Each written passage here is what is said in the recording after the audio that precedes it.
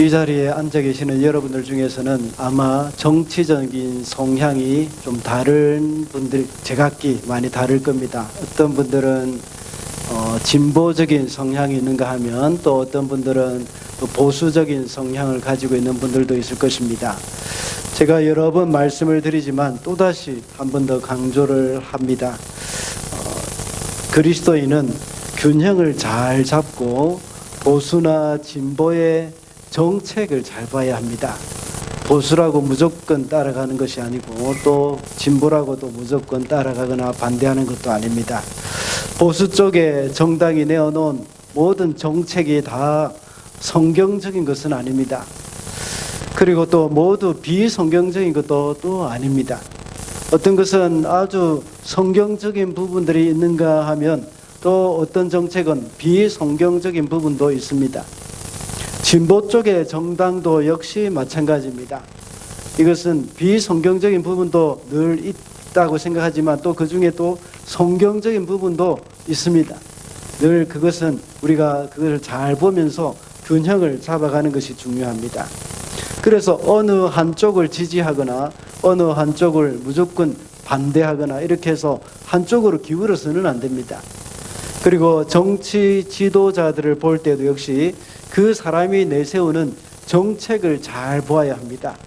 지난 10월 27일에 한국교회가 단합해서 포괄적 차별금지법에 대한 반대 집회를 한 적이 있습니다. 그것은 아주 잘한 일입니다. 그것은 포괄적 차별금지법이라는 그 정책, 그것이 성경적이지 못하기 때문입니다. 그것을 낸 사람이, 그 정책을 입안한 사람이 성경적이지 못한 사람이 아니라 그 정책 자체가 비성경적이라는 것입니다. 그러나 어떤 특정한 정당을 지지하거나 반대하는 것, 그것은 특정한 또는 특정한 정치인을 또 지지하거나 반대하는 것, 이것은 옳지가 않습니다. 개인적으로는 또 투표를 해야 하기 때문에 지지할 수도 있습니다. 내가 원하는 정당, 내가 원하는 정치인을 지지하고 투표를 할 수도 있습니다. 그러나 공식적으로 그런 의사를 표명하는 것은 지혜롭지 못합니다. 무조건 어떤 특정 정당을 지지하거나 특정 정치인을 지지한다면 그 정치인이나 그 정당이 내어놓은 비성경적인 것까지도 다 지지하는 꼴이 되기가 참 쉽습니다. 항상 우리는 모니터링을 잘 해야 합니다. 그래서 어느 정당이든지 잘못된 정책을 내어놓으면 그 정당을 반대하는 것이 아니라 그 정책을 반대해야 되는 겁니다. 그것을 지적하고 그런 잘못된 정책을 내지 못하도록 해야 하는 겁니다. 우리는 복음을 내세워야 하고 그리스도를 자랑하는 사람들이 되어야 합니다. 우리는 그리스도의 그 고귀한 이름을 내세우면서 십자가를 자랑해야 할 사람들입니다. 그런데 이런 정치적 이념을 내세우는 것으로 인해서 하나님의 영광을 가리는 것은 그런 일은 없어야 합니다. 지난 10월 27일에 했던 것과 같이 그렇게 해야 합니다. 그때는 그렇게 정말 잘했지 않습니까? 그래서 포괄적 차별금지법이 어떤 법인지도 모든 국민에게 다 알릴 수 있는 기회가 되었습니다. 그래서 정치권에서는 이제 한동안 더 이상 포괄적 차별금지법에 대해서 조용할 것입니다. 지난 12월 3일 날 있었던 대통령 비상계엄 선포를 통해서 나라가 많이 시끄러웠습니다. 그래서 비상계엄은 대통령의 권한에 속한 것입니다. 그 권한이 정당하게 사용되어졌는지 그렇지 못한 것인지에 대한 판결이 헌법재판소에서 이렇게 판결이 났습니다. 그리고 또 국회에서도 역시 대통령이 내린 비상계엄 이것 때문에 또 탄핵을 했죠. 대통령을 탄핵하는 것도 역시 국회의 권한이기도 합니다. 결국은 대통령의 탄핵이 인용이 되었습니다. 이제는 그 결과를 받아들이고 새로운 대통령을 뽑기 위해서 선거를 치러야 합니다. 한 나라의 최고의 권력자도 역시 국민 위에 군림하거나 또 법 위에 군림하는 것이 아니라 나라를 위한 일꾼으로서 봉사하는 것임을 우리가 여기서 알 수가 있습니다. 오늘 우리가 읽은 성경에서도 역시 한 나라의 왕인 솔로몬이 어떻게 하면 하나님 나라를 위해서 잘 봉사할 수 있을 것인지에 대한 고민을 하는 것이 여기서 나옵니다. 우리는 계속해서 주일학교 공과와 동일한 성경 본문으로 말씀을 보고 있습니다. 이것은 왜냐하면 가정 안에서 우리 자녀들과 함께 말씀을 가지고 또 예배를 하는 가운데서 같이 이렇게 공감대를 잘 형성할 수 있도록 하기 위한 것입니다. 그래서 가정 예배에 아주 다들 힘을 써주시면 좋겠습니다. 이 공과는 하나님 나라의 관점에서 진행되고 있는데, 지난 시간에는 언약궤를 다윗성에 들어오는 것을 보았습니다. 언약궤가 다윗성에 들어왔다 하는 그 말의 의미가 뭐라고 했습니까? 이 이스라엘을 다스리는 진정한 왕은 다윗이 아니라 하나님이시라는 것을 상징적으로 나타내는 것이라고 했습니다. 오늘은 다윗이 죽고 솔로몬이 이스라엘을 통치하는 중에 일어난 일입니다. 솔로몬도 역시 이스라엘의 왕이지만 이스라엘의 진정한 왕은 하나님이시라는 것을 인식을 하고 있었습니다. 그는 다만 하나님 나라를 왕이라는 직책을 가지고 섬기고 있는 일꾼에 불과한 것입니다. 그래서 솔로몬은 이스라엘 백성들을 잘 다스릴 수 있는 지혜를 하나님께 구하고 있습니다. 오늘 우리가 읽은 본문에 보면 이렇게 나와 있죠. 주님의 종은 주님께서 선택하신 8절 말씀을 제가 읽어보겠습니다. 주님의 종은 주님께서 선택하신 백성 곧 그 수를 셀 수도 없고 계산을 할 수도 없을 만큼 큰 백성 가운데 하나일 뿐입니다 하고 말합니다. 이게 솔로몬의 고백입니다. 자기는 특별한 사람이 아니라는 겁니다. 이 수많은 백성들 중에 한 사람일 뿐이라는 것을 말하고 있습니다. 그렇다면 왕이 누구라는 말입니까? 바로 하나님이시라는 말입니다. 우리는 이런 솔로몬과 같은 한 나라의 왕은 아니지만 각자의 위치에서 하나님 나라의 일꾼으로서 맡은 일들을 어떤 마음으로 감당해야 할 것인지를 우리가 살펴보고자 합니다. 먼저 하나님 나라의 일꾼은 하나님께 대한 헌신이 있습니다.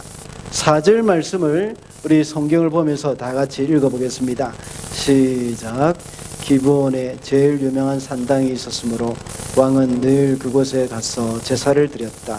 솔로몬이 그때까지 그 제단에 바친 번제물은 1000마리가 넘을 것이다. 한 번은 왕이 그리로 제사를 드리러 갔는데, 아멘. 그 당시에는 성전이 지어지기 전이었습니다. 그래서 백성들은 여러 곳에서 제사를 드렸습니다. 그 중에 기브온이라는 그 산당이 가장 유명했습니다.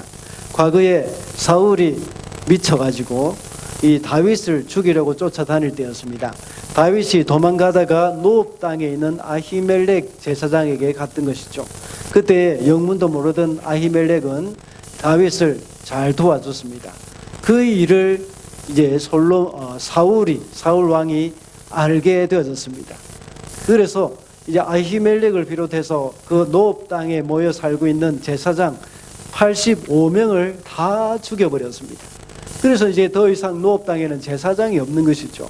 그래서 제사장을 다른 곳에서 또 다 이력적으로 옮길 수는 없으니까 이제 그곳에 있는 성막의 기구들을 다 기브온으로 다 옮겨갔습니다. 그래서 기브온에서는 하나님 앞에 대규모로 큰 규모의 제사를 드릴 수 있는 가장 적당한 그런 산당이 되어졌던 것이죠. 솔로몬이 그 제단에서 드린 제물의 수가 1000마리가 넘는다고 했습니다.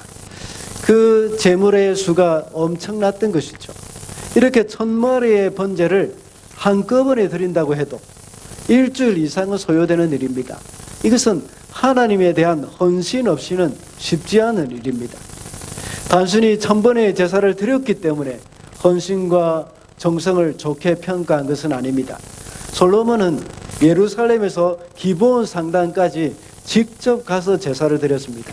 물론 제사를 지내러 간 그 거리는 그렇게 먼 거리라고 볼 수는 없습니다. 예루살렘에서 기브온까지는 10km 조금 넘는 그런 거리에 불과합니다.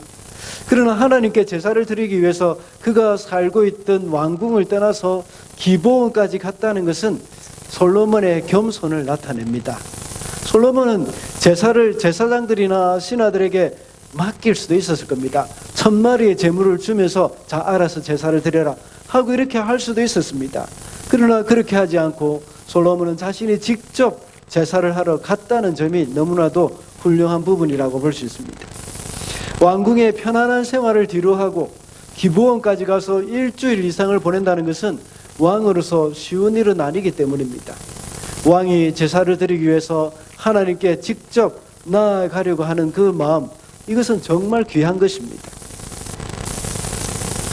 오늘날은 편리한 교통수단이 있어도 주일 예배 드리러 멀리까지 가는 것은 아주 불편하게 여깁니다.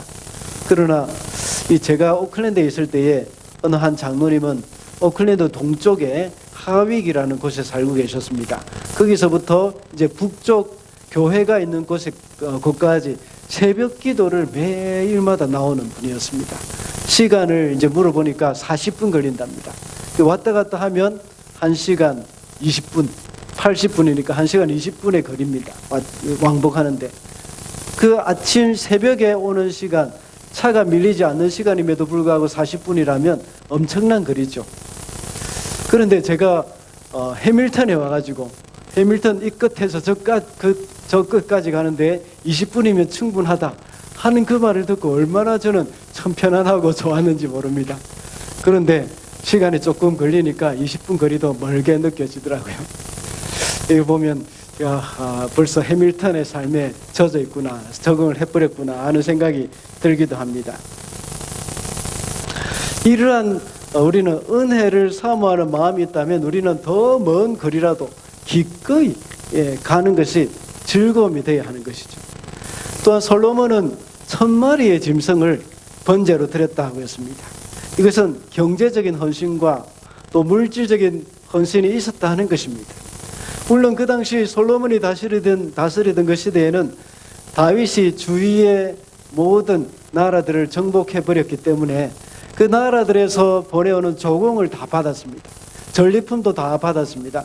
그래서 이 왕궁의 이 국고는 아주 넉넉한 상황이었고 또 이스라엘 전체의 살림도 역시 넉넉한 상황이었습니다. 그렇지만 하나님 앞에 짐승 1000마리를 드린다 하는 것은 너무 엄청난 그런 양의 숫자입니다. 재정적으로 부담스러운 규모라고 볼 수 있습니다. 그럼에도 불구하고 솔로몬은 기꺼이 하나님께 드린 것입니다. 재정적인 헌신이 있었습니다. 그뿐만 아니라 그 짐승을 그냥 태워만 바치는 것이 아니죠. 1000마리를 번제로 드리기 위해서는 절차를 다 지켜야 합니다. 한 마리를 번제로 드려도 그 절차를 지켜야 합니다. 그 절차만 해도 얼마나 까다롭습니까? 그 짐승을 죽여야 하고 가죽을 다 벗겨야 합니다. 그리고 각을 뜹니다. 각을 뜬다는 것은 짐승의 발목을 다 자르고 내장을 다 끄집어내고 머리까지 자르는 겁니다. 그리고 또 피를 발라서 제단 주위에 뿌려야 합니다. 각을 뜬 것을 이제 그 다음에 불에 태웁니다. 그뿐입니까? 1000마리라는 그 어마어마한 숫자를 불에 다 태워 보십시오. 이 재가 얼마나 많겠습니까? 어느 정도 태우고 나면 또 재를 다 긁어내고 또 버리는 곳이 정해져 있습니다. 그것에 다 버려야 합니다. 그리고 또 내장도 다 끄집어낸 것을 정해진 곳에 갖다 버려야 하는 겁니다. 또 정해진 곳에 가서 또 태워야 하는 것이죠. 이것은 정말 많은 수고를 거쳐야 하는 겁니다. 물론 이런 수고는 솔로몬이 직접 한 것은 아닙니다. 다 제사장들이 한 것입니다. 그렇지만 이것을 가리켜 솔로몬의 헌신이라고 말을 합니다. 그 자리에 그가 함께 있었기 때문입니다. 그리고 자신이 자원해서 드리는 제사였기 때문입니다. 이와 같이 하나님 나라의 일꾼으로서 솔로몬은 하나님께 대한 큰 헌신이 있었다는 것을 알 수가 있습니다. 하나님 나라의 일꾼은 헌신 없이는 주님의 일을 할 수가 없습니다. 솔로몬의 이런 헌신으로 인해서 이스라엘은 굳건하게 세워졌습니다. 우리가 주님의 몸된 교회를 위해서 일을 할 때도 모두가 몸을 드리는 헌신이 있어야 합니다. 솔로몬이 드린 예배와 같이 1000마리의 짐승을 번제물로 드려야 한다는 말이 아닙니다. 솔로몬의 그 자세를 우리는 본받아야 합니다. 그것은 하나님을 위한 수고이기도 합니다. 예배가 매주일 드리는 것이 되다 보니까 자신도 모르게 간절한 마음을 잃어버리는 경우가 많이 있습니다. 간절함이 없을 때에 수고하기 싫어하게 됩니다. 주님을 위해서 기꺼이 수고한다는 것이 바로 헌신이지 않습니까? 우리는 주님 앞에 헌신하고자 하는 그 마음들, 이거 다시 부릴 듯 일으켜야 하는 것이죠. 오늘 여러분이 예배에 나올 때 어떤 마음으로 나왔는지 한번 생각을 해보시기 바랍니다. 그냥 예배 시간이 되어서 겨우 억지로 나왔는지 아니면 정말 사모함으로 나왔는지 돌아볼 필요가 있습니다. 이것이 바로 헌신하는 마음의 시작입니다.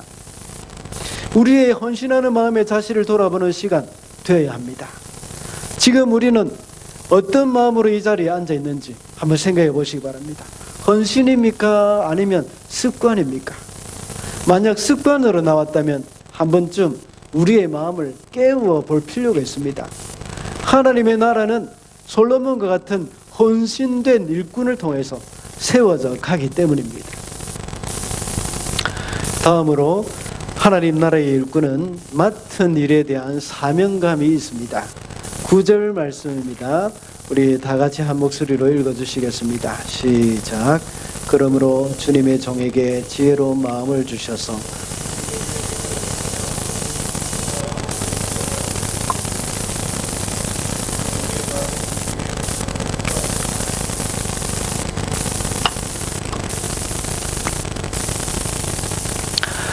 하나님께서 솔로몬에게 나타나셔서 무엇을 주기를 원하는지 물으셨을 때에 솔로몬은 백성을 잘 다스릴 수 있는 지혜를 구했습니다. 솔로몬이 하나님의 대리자로서 이스라엘을 다스려야 함에 있어서 큰 사명감이 있었다는 것을 우리가 알 수가 있습니다.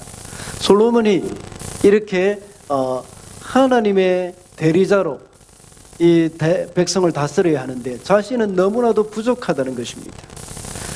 그가 해야 할 일은 많지만 자신은 아직도 어리고 처신할 줄 모른다고 했습니다.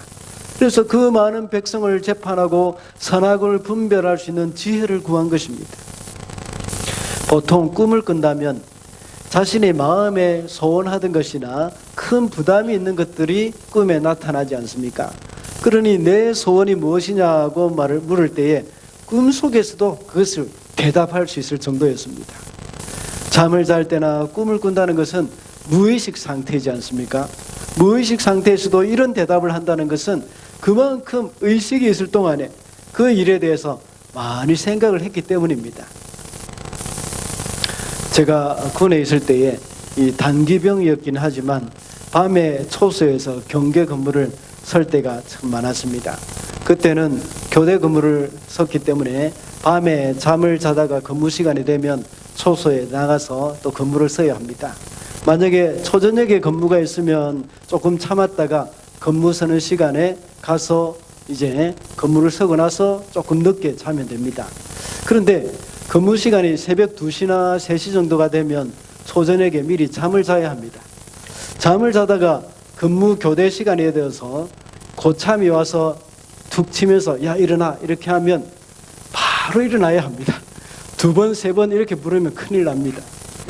그래서 바로 일어날 때도 그냥 일어나면 안 됩니다. 관등성명을 대해야 합니다. 내 이병황보현 이렇게 하면서 벌떡 일어나야 합니다. 안 그러고 그냥 부시시 일어나면 이 군기가 빠졌다고 해서 또 혼이 납니다. 이렇게 하지 않으면 이렇게 군기가 빠진 상태에서 있으면 항상 초소에서 사고가 나기가 쉽다는 것입니다. 평소 때 이 무의식 중에 자다가 일어나도 자다가도 고참이 탁 치면 관등성명이 딱 이렇게 나와야 되는 정도가 되어야 한다면 평소 때 엄청난 긴장감이 있어야 합니다. 그리고 늘 항상 그것을 생각하고 있어야 하죠. 그리고 또 이렇게 그렇게 해야 무의식 중에도 고참이 칠 때에 딱 건드리면 바로 튀어나오는 겁니다. 솔로몬도 마찬가지입니다. 그의 마음속에는 앉으나 서나 이 일을 어떻게 감당할 것인가, 나는 아직 어리고 부족한 것이 많은데 라는 생각을 했던 것입니다. 늘 그 일로 생각을 하고 또 생각을 했던 겁니다. 그래서 무의식 중에 꿈에 하나님이 나타나서 내가 무엇을 해줄까 하고 물으셨을 때에 이런 대답이 나오는 겁니다.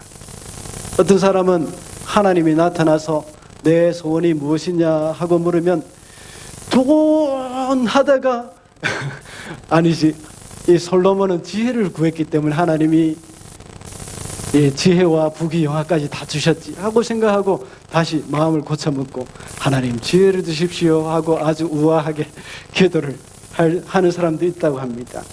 그러나 이것은 하나님이 다 아시죠, 그죠? 하나님이 그 마음의 동기를 다 압니다. 그렇게 말하는 것은 그 사람은 평소에 돈에 대해서 많이 생각을 하고 있는 사람이지만 욕심으로 정신을 차리고 지혜를 구하는 것입니다. 우리의 마음 가운데 항상 하나님 앞에 내가 어떻게 이 사명을 감당해 나갈 것인가, 이것을 생각할 때에 나도 모르게 하나님이 물어보시면 곧 바로 이런 마음이 나오는 것입니다. 하나님 지혜가 필요합니다 하는 것입니다.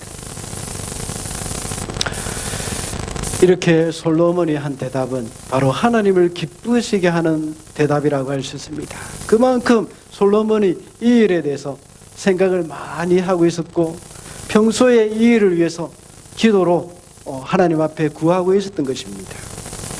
솔로몬이 하나님 나라의 일꾼으로서 사명감을 가지고 있었다는 것을 보여주는 것이죠. 이것은 솔로몬에게 있어서 거룩한 부담감이었습니다. 사명감이라고도 할 수 있습니다. 하나님의 일을 하는 사람에게도 역시 이런 사명감을 가지고 일을 해야 합니다.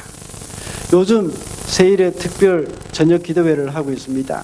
찬양팀과 음향 영상을 담당하시는 분들, 사명감이 없으면 하기가 어려운 일들입니다.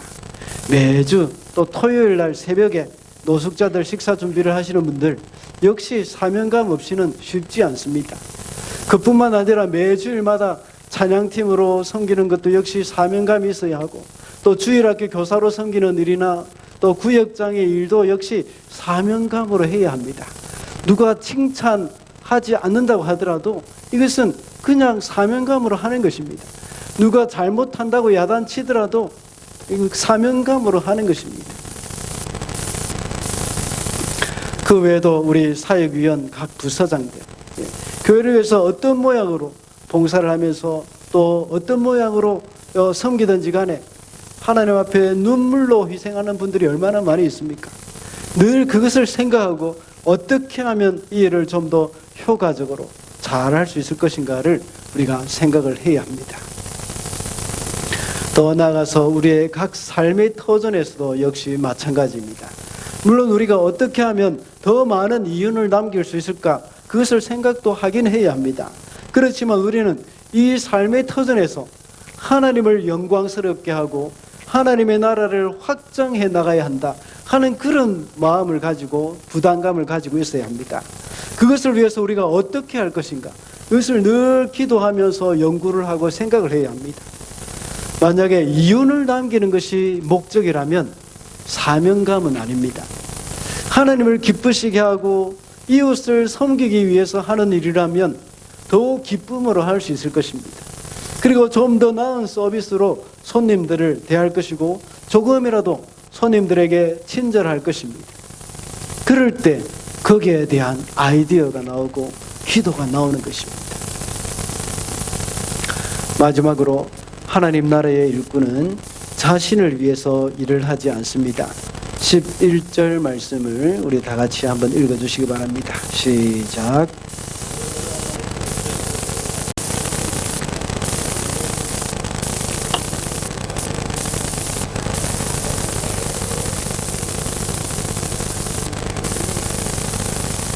아멘.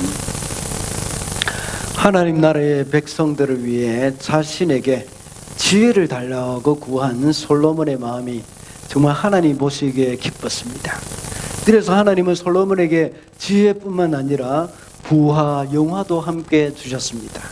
이처럼 솔로몬은 자신을 위해서 구하지 않았다는 것입니다. 방금 읽은 11절에도 역시 말씀하셨습니다. 내가 스스로를 생각하여 이렇게 말하고 있습니다. 그것은 너 자신을 생각하고 너 자신의 생각만을 위하여라는 그런 의미죠. 그래서 오래 사는 것이나 부유한 것을 구하지 않았다는 것입니다. 하나님이 이렇게 말씀하시는 것은 그 당시 보통 사람 같으면 내가 오래 살게 해주십시오. 건강하게 해주십시오. 또한 부자 되게 해주십시오. 아니면 나를 괴롭히는 저 인간 좀 손을 봐주십시오. 하는 그런 요구를 할 수도 있습니다. 그런 사람들의 이런 요구는 그때나 지금이나 크게 다르지 않은 것 같습니다. 모든 사람들은 소원을 말해보라고 하면 이런 식으로 자신의 유익을 구할 것입니다. 그래서 하나님 나라의 일꾼은 자신의 유익을 구하거나 자신을 위해 일하는 것이 아니라 다른 사람을 위하고 또 하나님 나라를 위한 마음을 가져야 합니다. 오늘 솔로몬이 하나님께 기도한 내용이 무엇입니까? 자신의 유익을 위한 기도가 아니라 하나님 나라를 위한 기도입니다. 우리의 기도의 초점이 어디에 있는지 우리는 늘 생각을 해야 합니다. 우리의 기도의 초점이 나의 야망이나 나의 이기적인 생각이나 여기에 있는 것이 아니라 하나님 나라, 하나님의 유익, 교회의 유익, 또 주님의 나라를 확장하는 그런 일에 우리의 목적이 있어야 하는 겁니다. 제가 기도를 하면서 제 스스로에게 가장 안타깝게 생각하고 답답하게 여겼던 적이 있었습니다. 그것은 정말 기도해야 할 것이 많은데 자꾸만 내 속에 있는 욕심과 욕망과 싸워야 하는 것이었습니다. 정말 순수하게 하나님 나라와 하나님의 뜻을 구하기보다는 내 속에 있는 이기적인 생각들, 나의 욕심들, 이것을 없애달라고 기도하는 것이 참 기도 시간, 그런 기도를 하면서 기도의 시간을 보낼 때가 많았습니다. 우리 교회 성도들 가운데 참 한 가정 한 가정을 위해서 기도하고 또 교회의 성장과 부흥을 위해서 기도해야 하는데 내 속에 있는 이기적인 욕심과 싸우느라고 그 아까운 새벽 기도 시간을 다 보낼 때도 있었다는 겁니다. 그래서 그것과 실험하면서 그 마음과 실험하면서 하나님 앞에 기도하고 또 기도할 때에 그때마다 하나님이 또 내 마음 가운데 그런 것들을 다 제거해 주시고 그 한 시간의 그 실험 끝에 마침내 처음에 초심을 또 허락해 주실 때가 참 많았습니다. 그러다가 또 시간이 지나면 또 내 마음 가운데 욕심이 일어나는 겁니다. 우리는 우리의 기도 또 우리의 마음 중심 이것을 다시 점검할 필요가 있습니다. 나는 하나님께 무엇을 구하고 있는가? 나의 기도는 하나님 나라를 위한 기도인가? 이것을 점검해 보아야 합니다. 물론 우리의 필요와 우리에게 일용할 양식을 구하는 것도 역시 주님이 가르쳐 주신 기도입니다. 그러나 먼저 하나님의 나라와 하나님의 의를 구하라고 예수님께서는 말씀하셨습니다. 또한 우리가 일을 결정할 때 어떤 기준으로 결정을 하고 있는가 한번 생각해 봐야 합니다. 우리는 편한 길, 쉬운 길을 구하기보다는 하나님의 뜻에 맞는 길을 구해야 합니다. 솔로몬은 이스라엘의 통치자로서 정치적인 파워나 부귀영화를 구하는 것이 아니었습니다. 그런 더 어려운 길인 지혜롭게 판결을 하고 백성을 잘 섬길 수 있는 길을 구했던 것입니다. 자신을 위해서 일을 하는 사람은 하고 싶은 일을 합니다. 그러나 하나님 나라를 위해서 사명감을 가지고 일하는 사람은 반드시 해야 할 일을 하는 겁니다. 세상의 심리학에서는 항상 내가 좋아하는 또 일, 내가 원하는 일을 하라고 말을 할 때가 많습니다. 물론 자기가 하고 싶은 일과 하나님께서 꼭 필요로 하시는 그 일이 일치한다면 가장 이상적일 것입니다. 그렇지만 그렇지 못한 경우가 더 많지 않습니까? 우리 속에는 항상 죄성이 도사리고 있기 때문입니다. 항상 나의 욕망이 나를 인도할 때가 정말 많이 있지 않습니까? 사도 바울은 로마서 14장 7절과 8절에서 이렇게 말씀하고 있습니다. 우리 중에 누구든지 자기를 위하여 사는 자가 없고 자기를 위하여 죽는 자도 없도다. 그 다음에 다 같이 읽어볼까요? 시작. 우리가 살아도 주를 위하여 살고 죽어도 주를 위하여 죽나니 그러므로 사나 죽거나 우리가 주의 것이로다.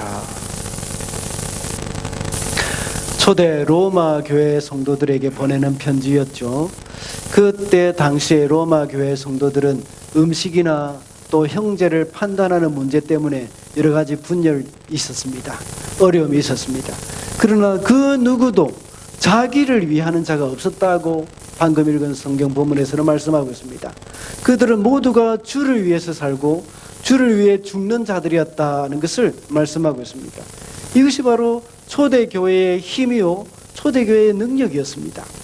자기를 위해 살고 자기를 위해 죽는 사람은 성도라고 할 수 없습니다.